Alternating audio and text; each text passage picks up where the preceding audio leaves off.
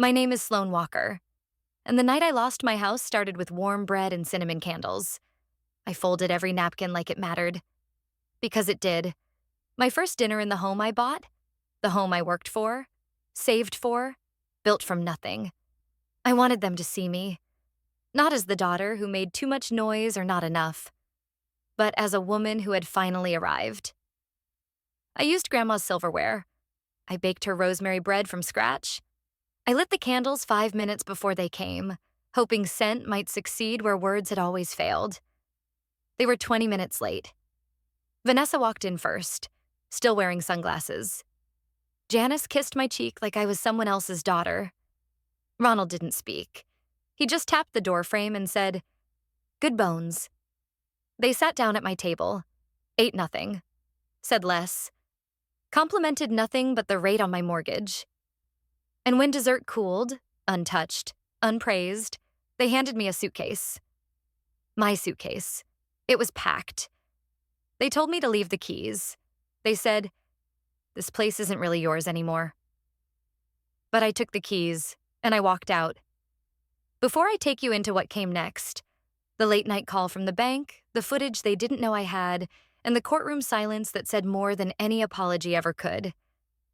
Tell me in the comments, have you ever been erased from your own story and had to write yourself back in? Don't forget to subscribe. Because this isn't just a story about betrayal. It's what happens when the quiet one collects receipts and comes back not to plead, but to prove. The rosemary bread was still warm in the basket, nestled in a cloth embroidered with my initials. I'd folded each napkin with care, layering them beneath my grandmother's silverware. A set she swore would one day witness something worth remembering.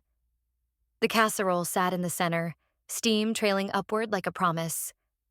I lit the cinnamon candles just before they arrived, hoping the scent might carry some kind of comfort, something familiar. The knock came 20 minutes late.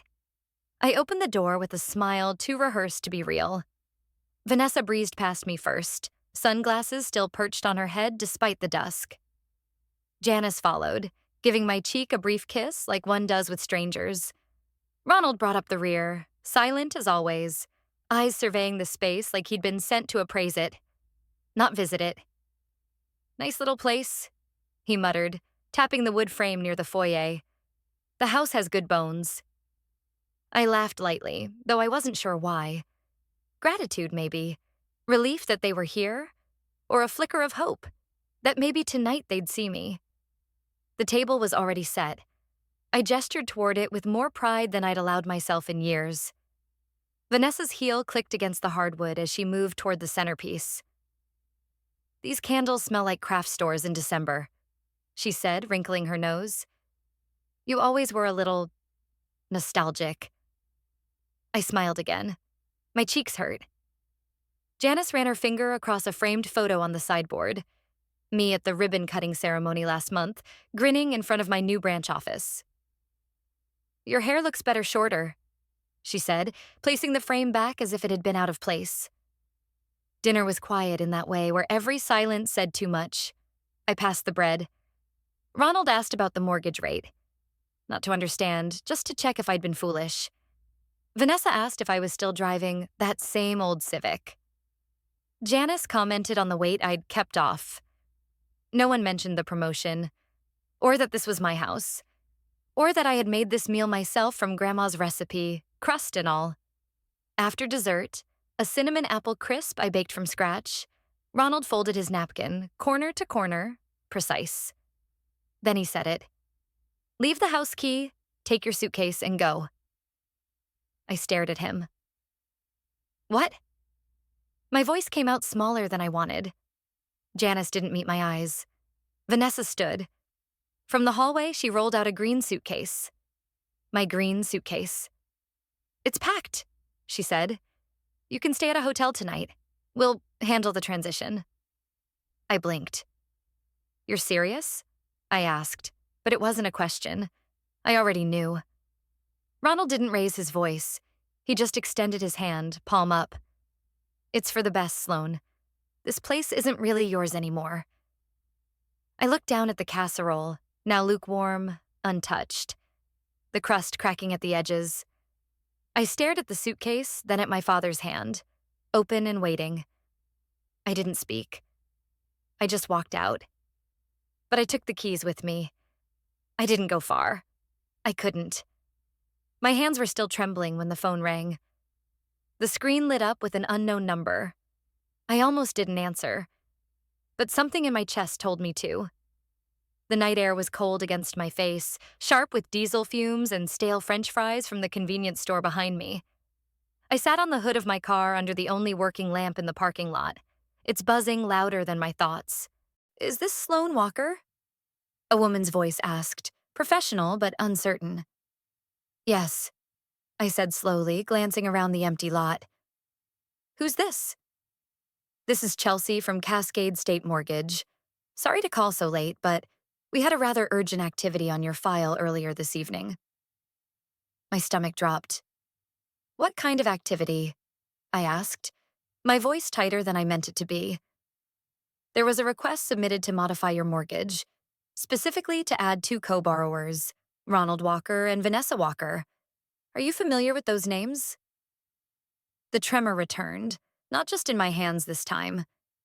It spread through my chest, settling into my spine like ice water. "Yes, they're my father and sister, but I didn't authorize anything." There was a pause on her end. I could hear her clicking, typing. "We flagged the request," Chelsea said, "because the login attempt didn't match your usual IP address. And it was submitted from a device not previously associated with your account." I sat up straighter. "When did this happen?" 2 days ago, October 3rd, around 10:47 p.m. The request came through your online portal, but was missing the second layer verification, which triggered a hold. I closed my eyes. 2 days ago. That was the night I'd stayed late at work. The house had been empty, or so I thought. "You're still the sole legal owner," she continued. "We've locked the file pending your review. No changes were made." "Thank you," I whispered, clutching the phone like it was the last stable thing in my world. "Would you like to file a formal fraud alert?" she asked. "Not yet," I said. "But soon. I need to confirm a few things." After I hung up, I sat motionless, staring out into the dark stretch of highway. The suitcase, their suitcase, was in the back seat. I hadn't even opened it. I didn't need to. I already knew it was full of clothes I hadn't worn in years, like they'd packed me into who I used to be. I unlocked my phone and opened the security camera app for the house. I'd installed it myself, hidden above the office bookshelf. I scrolled through the feed. Most days were quiet, but October 3rd had a motion alert. I tapped play. Vanessa. She moved through my home office with purpose, not curiosity. She didn't wander. She went straight to the desk and began pulling files from the drawers. Legal pads, envelopes, bank folders. She had a box with her. I watched, jaw clenched, as she packed it like it was hers to take. Then the feed went black. No signal. I scrolled to the next alert. This one showed Ronald. He stood at the router in the hallway, pulling wires with methodical precision. In his other hand was a small white box. The label caught the camera just long enough before the feed died again. Walker Network. I dropped the phone in my lap, the glow of the screen washing over my hands. This wasn't a reaction. It was a plan. They'd count on me leaving quietly. What they forgot is that I document everything, for my peace of mind. Elena's apartment smelled like peppermint and almond cookies. She never said much when I arrived the night before. Just handed me tea, wrapped me in a blanket, and let me sit in silence while the footage downloaded from the cloud. Now it was morning. The apartment still glowed in that soft amber light that only old buildings seem to catch. I sat cross-legged on her couch, laptop on my knees, headphones in, eyes burning. The first video played. Janice, my mother, in my hallway. Her heels clicking on my hardwood floors, pausing in front of the gallery wall I'd put together over the summer. She lifted the framed diploma I'd worked so hard for, turned it in her hands, then set it down, not back where it belonged, but face down on the console. Next clip, Ronald in my office chair, hands steepled, not touching anything, just occupying. Another, Vanessa, again, this time reaching into the labeled file boxes. She knew where to look, even opened the drawer I'd taped shut during renovations. She wasn't searching, she was selecting. I labeled each file with the date and time, renamed them with keywords, saved them twice, once to the drive, once to the encrypted cloud. Behind me, Elena stirred her tea slowly, the clink of the spoon almost meditative. You know, she said finally, Vanessa used to do this thing in high school. She'd steal from lockers and then pin it on whoever she liked least that week. I turned, eyebrow raised. She once blamed me, Elena continued. Said I took our chem teacher's planner? I didn't even have that class. I nearly got expelled. I blinked. She's been like this forever, she added, more gently now. You just didn't see it. No, I said. I didn't. Elena handed me another peppermint tea bag. You do now. By 10:30, I was in Miranda Lowell's office. The waiting room smelled like eucalyptus and leather, all cool grays and smooth surfaces. When she finally appeared, all dark blazer, bone-straight posture, and eyes like legal scalpels, I didn't have to explain much. I opened my laptop, showed her the clips, the emails, the flagged login attempts, the screenshots from my mortgage portal. She didn't flinch once. When I was done, she looked up from her notes and said, "This is no longer a personal dispute. It's legal misconduct." That was the moment something cracked open in me. Something beyond hurt. Something colder. Cleaner. What happens now? I asked. You forward me everything, she replied, pulling a secure drive from her drawer. We'll file a restraining order by end of day. From now on, every word goes through me. Every word. That night, I sat back at Elena's kitchen table. The lamp above me flickered once, then settled into a steady glow. My tea had gone cold, untouched. I opened a new folder on my laptop, named it carefully. Exhibit A, they took it. Inside, I started dragging files, one by one, chronological, timestamps, cross-referenced metadata. This wasn't just defense, it was preparation. I wasn't walking away. I wasn't staying quiet. I was building my case. By the minute. They thought they'd weaponize silence. But I brought proof. The courthouse in Riverwood always looked smaller in person than in photographs. From the outside, it was modest, a rectangle of fading sandstone and hedges trimmed just slightly too sharp. But inside, the air shifted. Cold. Impersonal. The kind of chill that didn't come from temperature, but from the weight of judgment. I sat at the petitioner's table beside Miranda, the room divided not just by oak benches and counsel tables, but by decades of unspoken things. Across from me, Ronald in a suit too stiff for the Oregon morning, Janice in gray. Vanessa, unreadable behind her perfect makeup, fingers tapping a rhythm on her chair arm that betrayed nerves she wouldn't admit. They looked like a portrait of decorum. Almost admirable, if you didn't know what I knew. Miranda didn't waste time. She rose with that exact kind of calm that makes judges lean forward. Your Honor, she began, her voice like polished glass. Today we present evidence of attempted mortgage manipulation, unauthorized access to private property, and a coordinated effort to erase my client's legal and financial autonomy. Judge Carter, a woman in her 60s with iron-streaked hair pulled into a no-nonsense bun, nodded once. Proceed. One by one, Miranda laid the evidence before the court. Property deeds with my name, IP logs from the bank's internal systems, security footage showing Vanessa going through my home office, Janice removing personal items, Ronald replacing my network router. Each piece was a stone. Each moment they'd thought I wasn't looking. Turned to documentation. Vanessa's attorney stood. We have emails, Your Honor, he said, lifting a small folder. From Sloane to her family over the years, expressing mental health struggles, suggesting instability. These are relevant in assessing credibility and judgment. My stomach twisted. But Miranda didn't blink. She turned toward the bench. Ms. Walker sought therapy after the death of her grandmother. She was never diagnosed with any condition that would impair her legal or financial competence. These emails reflect emotional vulnerability, not incompetence. She paused. If we criminalize feeling grief or needing help, we criminalize healing. Judge Carter nodded slowly. Sustained. Proceed with direct evidence. Ronald stood. For a moment, I thought he might remain silent. Just glare. But then he spoke. She wasn't always like this. She used to be softer. Used to understand that family stays private.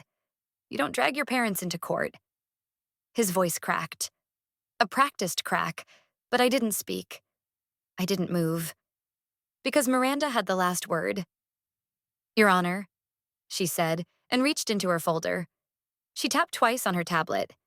The audio system activated. A voice played, faint static, then clear. Don't let her back in. Not even for the photo albums. The courtroom went still. It was Ronald's voice. Cold. Flat. Followed by Vanessa's faint laughter in the background. I didn't have to look across the aisle to know Janice was still staring at the floor. Vanessa, though, I saw it. The moment her face shifted, the mask cracked. Judge Carter finally spoke. This court finds sufficient cause to maintain the restraining order. She looked directly at Ronald, then Vanessa. We are also opening an inquiry into potential identity fraud based on the submitted documents and testimony. I heard Ronald's jaw click shut. Janice's hands clutched her bag. Vanessa's tapping stopped, but I didn't flinch. I just looked straight ahead. Not at them. Not anymore. I used to think healing meant closure. But sometimes it just means choosing who gets to walk through your door. The scent of warm cider hit me first. Then laughter. Low, unforced, drifting from the kitchen as I stepped into Elena's apartment. Someone had put on a record. Something soft, all acoustic guitar and humming harmonies. The space glowed, not just with morning light, but with something harder to name. No one asked what happened. Ben handed me a mug without saying a word. Elena set out a tray of cinnamon scones and roasted pears, tying her apron with a half twist like she'd done this 100 times. It didn't feel like I'd shown up as a broken person. It felt like I'd shown up as me. We sat on the floor, legs tucked around coffee tables, plates balanced on knees. Someone brought up a podcast about ghost towns. Ben cracked a joke about Oregon's obsession with haunted forests. Elena rolled her eyes and passed me the butter. No one asked. But they all made room. I reached into my tote before I left and handed Elena a bundle of pine and cedar tied with twine. She smiled without opening it. For the windows, I said. Let the good stay in, she replied. Her fingers squeezed mine, once, gently. Back home, I unlocked the front door. Slowly, with intention. The air inside had shifted, even in 2 days. It felt less like something I needed to reclaim and more like something I already belonged to. I lit a clove candle and placed it in the windowsill, the scent curling into the corners of the living room. The Cannon Beach photo still hung over the fireplace, catching light in new ways as the season tilted toward fall. I opened my journal, the one they hadn't found, tucked in the zippered pocket of my weekend bag. On a fresh page, I wrote, They tried to take the house, but they couldn't take the woman who built it. The pen glided smoother than it had in weeks. I made lunch. A reheat of the casserole I'd frozen before everything. No guests, no tension. Just me at the table, fork in hand. I didn't even turn on music. The silence wasn't heavy now.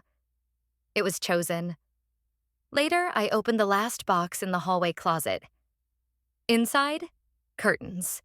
The ones I'd picked out on a solo trip to Portland last spring, back when everything still felt like a someday plan. I unfolded them, clipped them onto the rods, and opened the windows wide. The wind lifted the fabric gently, ushering in the crisp scent of October. Light spilled across the floor in soft patterns. The walls breathed. I stepped onto the rug, barefoot. The one with the threadbare corner and tiny wine stain from a night long ago with Elena and a bottle of Merlot. I stood there for a long moment, breathing. No final text. No doorbell.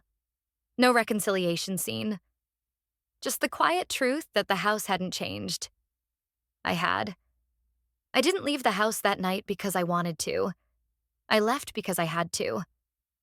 And even as I walked away, keys clenched tight in my hand, I didn't feel like the owner of anything. Not of the house. Not of my story. Not even of my own dignity. They had managed to strip that away with nothing more than folded napkins, quiet glances, and a suitcase packed like a verdict. But here's the part they didn't count on. I was still watching, still remembering, still collecting. They had spent months staging a quiet coup, rearranging photos, filing documents under my name, rewriting what was mine until even I started to wonder if I'd imagined it all. But memory doesn't lie when it's backed by cameras, emails, logins, timestamps, and the quiet conviction of someone who's done being gaslit by their own blood. I didn't storm back. I didn't shout. I just built. I collected facts the way they once collected doubts. I documented everything, not for revenge, but for peace. Because peace, I realized, wasn't something they could hand me after the damage. It was something I had to create after the dust settled. And when I stood in court, not as a daughter begging for belonging, but as a woman defending her ground, I saw something shift. Not in them, but in me. I no longer needed their version of family. I had already started building mine. The house didn't change. The walls didn't move. The rooms didn't repaint themselves in truth. But I changed. And that was enough to reclaim it all. Some stories don't need villains to feel cruel, just enough silence to let wrongness echo unchecked. Sloane Walker's story wasn't one of revenge, but of clarity. A quiet woman who had once begged for acknowledgement chose instead to fight for her right to exist in full view, without shrinking. When she was erased, she reappeared. Documented, lawful, undeniable. Justice did not arrive with rage, nor with noise.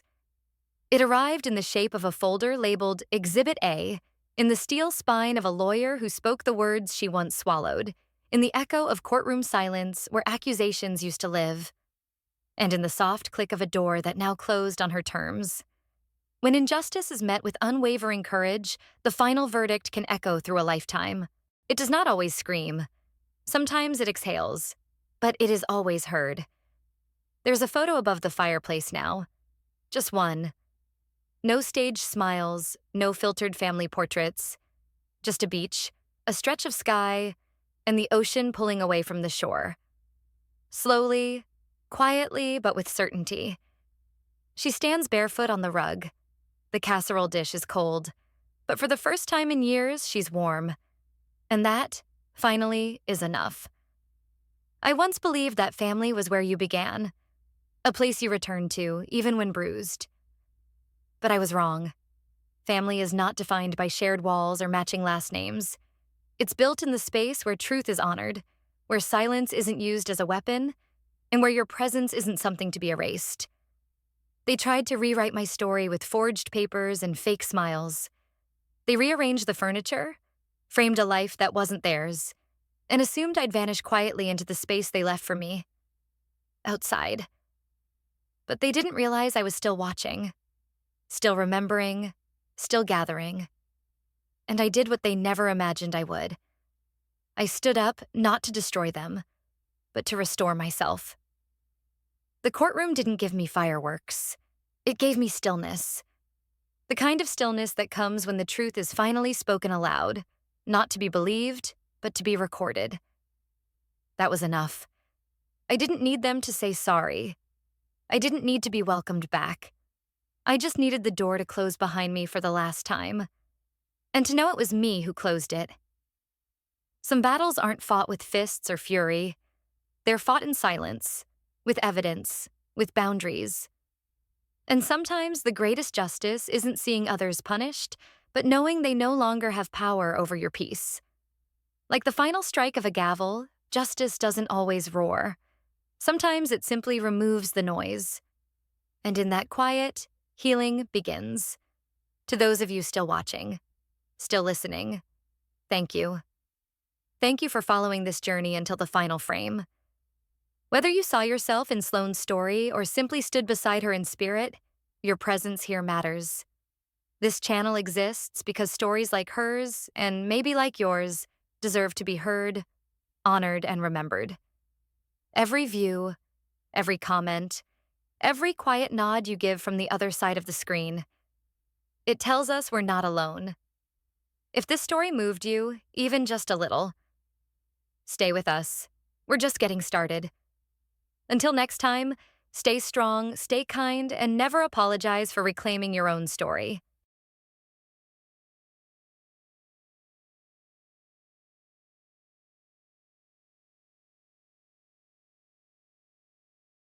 You worked in a cafeteria, went to community college, and now you think you have the right to tell others how to succeed? Don't confuse your stubbornness with success.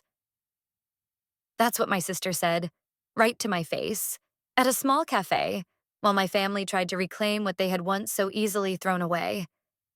If you've ever been mocked for starting from the bottom, or looked down on just for daring to rise on your own, stay with me.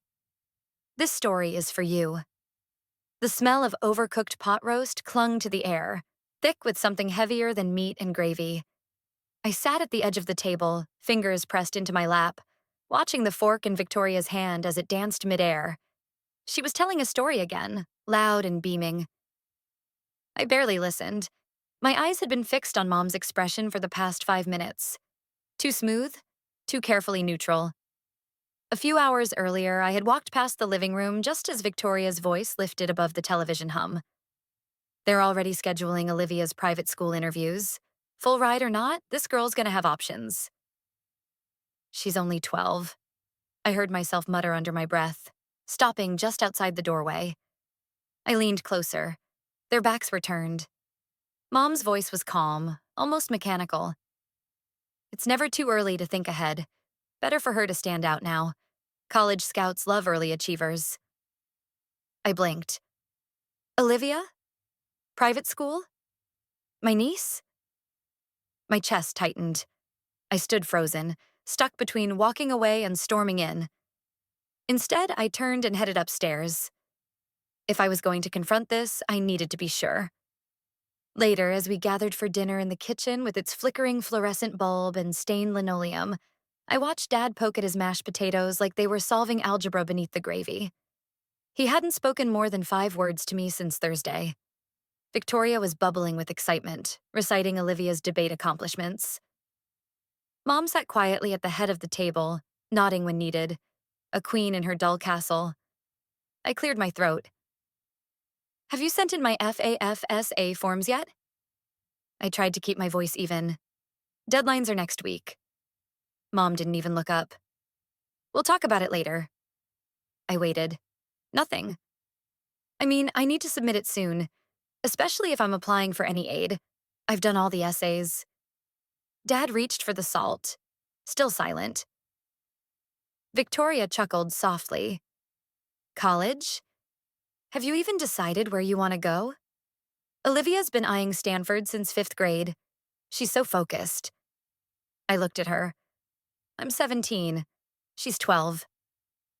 Mom finally set her fork down, wiping her mouth with the napkin slowly, deliberately. Actually, there's something we've been meaning to tell you. She smiled, but not at me. At Victoria. My stomach dropped. We've decided to use the college funds for Olivia. It landed like a slap. I stared at her. What? It just makes more sense, she continued, tone matter of fact. She's got the drive, the track record. This is a long-term investment. I thought. I blinked, trying to keep my voice from shaking. That money was meant for me. It was meant for a future, she corrected. And Olivia's future is clearer. But what about me? My voice cracked. You'll figure it out, she said, sipping her water as though we were discussing the weather. You always do. Something inside me folded in on itself. Not anger, just a cold, tight numbness. I looked around. Dad was staring at the window. Victoria was already cutting another piece of meat. No one else spoke. After dinner, I climbed the stairs without a word. The hallway smelled like lavender from the wall plug-in Mom had bought last month. My room, still filled with college brochures, felt like a bad joke. I opened the closet, reached for the small box with a painted pink pig on it. The piggy bank was heavier than I remembered. I sat cross-legged on the floor and twisted the rubber stopper open. Coins clinked as I poured them out. Quarters, nickels, dusty pennies. At the very bottom was a folded slip of yellowed paper. I unfolded it slowly. Enrollment confirmation. Crescent Hill preschool student. Olivia Gray tuition payment. Received $3,200. Date, August 5th, 2012. Paid by Linda Bennett, guardian. I stared at it, 6 years ago. That piggy bank wasn't mine. It never had been. I disappeared from their plans, but not from the world. My feet echoed down the narrow hallway of Crestview Community College, each step a quiet rebellion. The walls were plastered with curling posters about tutoring jobs and mental health workshops, none of which I had time for. I kept my head low, hoodie drawn tight against the chill of October air that always seeped in through the leaky windows. No one looked up as I passed. That suited me fine. My days began before sunrise and ended long after midnight. Most mornings, I served eggs to half-asleep students and absent-minded professors in the campus cafeteria.